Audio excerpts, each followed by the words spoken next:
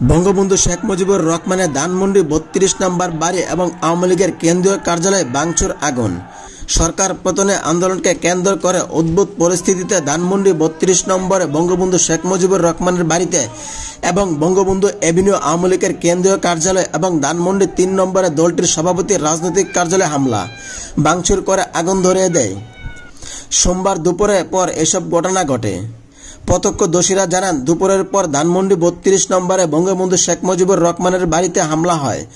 পরে পুরো ভবনে আগুন ধরিয়ে দেওয়া হয়। এছাড়া ভবনের সামনে থাকা বঙ্গবন্ধু প্রতিকৃতিও ভাঙচুর করা হয়েছে।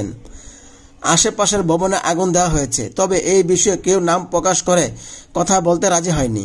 এদিকে সোমবার সকাল থেকে দুপুর পর্যন্ত আওয়ামী লীগের কিছু নেতাকর্মী বঙ্গবন্ধু এভিনিউ কেন্দ্রীয় কার্যালয়ে অবস্থান করেছিল। পরে পরিস্থিতি বুঝে তারা বেরিয়ে যান। দুপুর ৩টার দিকে বঙ্গবন্ধু এভিনিউতে আওয়ামী লীগের কেন্দ্রীয় কার্যালয়ে হামলা করা হয়। ঢাকা মহানগর দক্ষিণ আওয়ামী লীগের এক নেতা বলেন, আন্দোলনকারীরা কেন্দ্রীয় কার্যালয়ে প্রবেশ করে ভাঙচুর করা হয়। তারা নিচতলা থেকে ৭তলা পর্যন্ত ভাঙচুর এবং অগ্নিসংযোগ করেন। অন্যদিকে এদিন বেলা ৮টার দিকে রাজধানী ধানমন্ডির সড়কে আওয়ামী লীগের সভাপতির রাজনৈতিক কার্যালয়ে হামলা হয়। এই সময় সেখানে দলটির কোনো নেতাকর্মী উপস্থিত ছিল না। তবে কার্যালয়টির ৩ জন কর্মচারী থাকলেও হামলা কয়েক মিনিট আগে বেরিয়ে যায়। নাম প্রকাশের অনিচ্ছুক একজন বলেন, অনেক মানুষ এসেছে আওয়ামী লীগের সভাপতির রাজনৈতিক কার্যালয়ে হামলা করে। তারা ভাঙচুর করে দুটো ভবনে আগুন ধরিয়ে দেয়। আমরা ৩ জন স্টাফ দ্রুত বের হয়ে এসেছি।